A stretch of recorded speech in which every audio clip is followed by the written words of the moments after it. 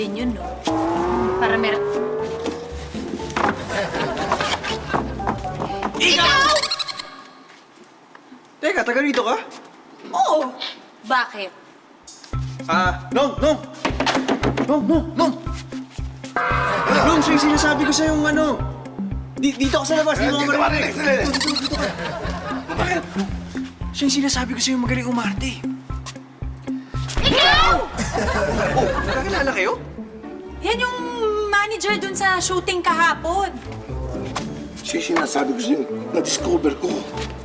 Eh, parehas lang naman pala tayo ng sinasabi. Teka, anong ginagawa mo dito? Siya yung bago naming landlady, si Ma'am Lablab.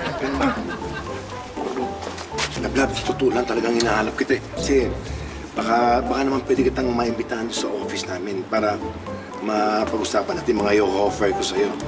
Saan ba yung office niyo? Doon sa Sunrise Talent Agency.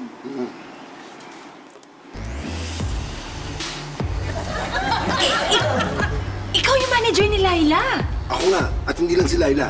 Lahat ng borders mo, alaga ko. Kanina pa naghihintay yung office mo. Asan ba? Tricycle Special! Right! Special? Special! Ay, my gosh! Oy! Sir Louie, kaya lang naman ako pumayag na sumama dito sa office nyo. Kasi nga, gusto ko masigurado lang na hindi mo niloloko yung borders. Ano iniisip mo? Lolokohin ko si Jerry at saka sila Marga? Eh, nagtataka lang kasi ako. Ilang taon mo na ba kasi silang mina-manage? Mga 6. 6 months? 6 months pa lang? 6 years! 6 years! 6 years? Diyos ko naman! Wala pang nangyayari sa kanila. 6 na taon na pala yun. Tapos hindi mo... Alam mo, Lablab, ganito yan eh. Minsan hindi madali.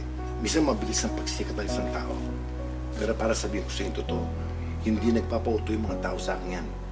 Dahil sila, gagawin nila lahat. Matupad lamang nila yung mga pangarap nila. Ganon sila.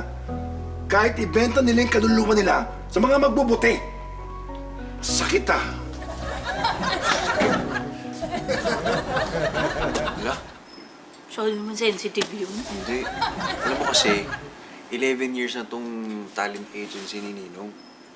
11 years? Oo, 11 years na kasi alam mo. Dating nag-aartista yan. Hindi nga lang sumikat. Kaya nagtayo siya ng talent agency. Kaya pinangako niya sa sarili niya na bibigyan niya ng katuparan lahat ng pangarap ng mga gustong magpamanage sa kanya. Pero grabe ha. Baka hanggang pangarap na lang yun. 11 years na oh. Wala pa rin siya napapasikat. Hindi, meron na. Sino? Si Between Luningning. Ay, parang narinig ko yung pangalan niyo. Parang Oo. nabalitaan ko nga. Siya yung gumanap na Super D. Minanage ni Ninong yun. Kaso, nung mag-hit yung movie niya, alam mo ginawa ni Between, lumipat kay Mr. Hook dun sa Dreamstar Agency. Sino man yun? Dun sa kalaban ni Ninong. Manager din. Manager din. Ganun pala ang showbiz. Magulo talaga.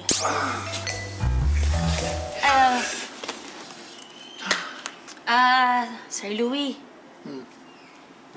Pasensya na kung na-offend kita.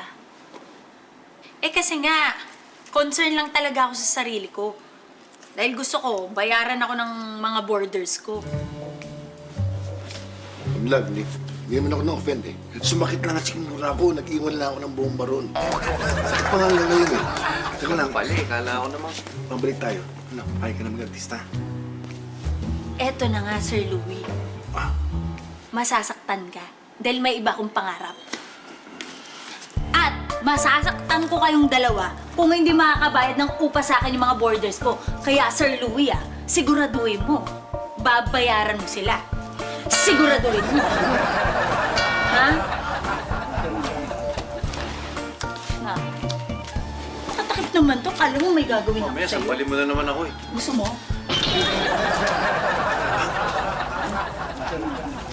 Tagalin mo yung dyaryo doon ah. Sir Louie! Promise. Nong, saan yung salamin natin? Hoy, Tas pa rin pala to, ha? Dali, oh. Sir Louie, ha? Akala na. Bakit sa bubong yan, ha? Butas pa bubong natin. Pinaparag na tayo si CJ mo. Pero, anong ginawa naman? Sige na naman, love. Umayat ka na naman. Sige na. Hindi nga ako papayag, Sir Louie. May iba akong pangarap. Wala talaga akong interest dyan sa mga ganyan nyo. Oh, Oh, ano nangyari sa inyo? Ha?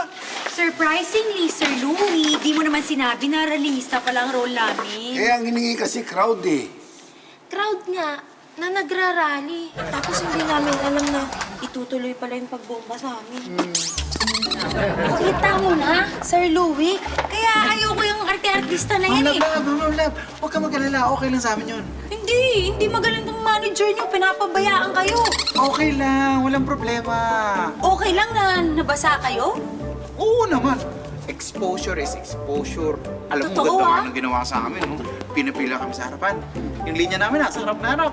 Tapos, nabilib si Direk. Bakit? Tumatumbling ako habang binabasa ako. Siya nga pala, Ma'am Lablab. Pwede ba sa Makalawa na lang kayong bayad ng upa sa last shooting day namin? Ha? May announcement nga ako. Love! You have the mercy. From doble, gagawin mo pang triple? Yo, wait a minute, kapeng mainit. No more doble, no more triple. Balik sa dati. Ano?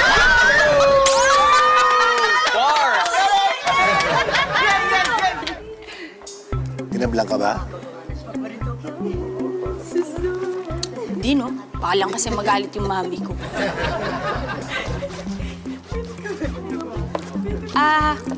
Papasok na ako. Naku, magpatuyo kayo. Grabe ka, ha? Iba yung dedication mo. Exposure is exposure, ah. Ay, naku, kainaman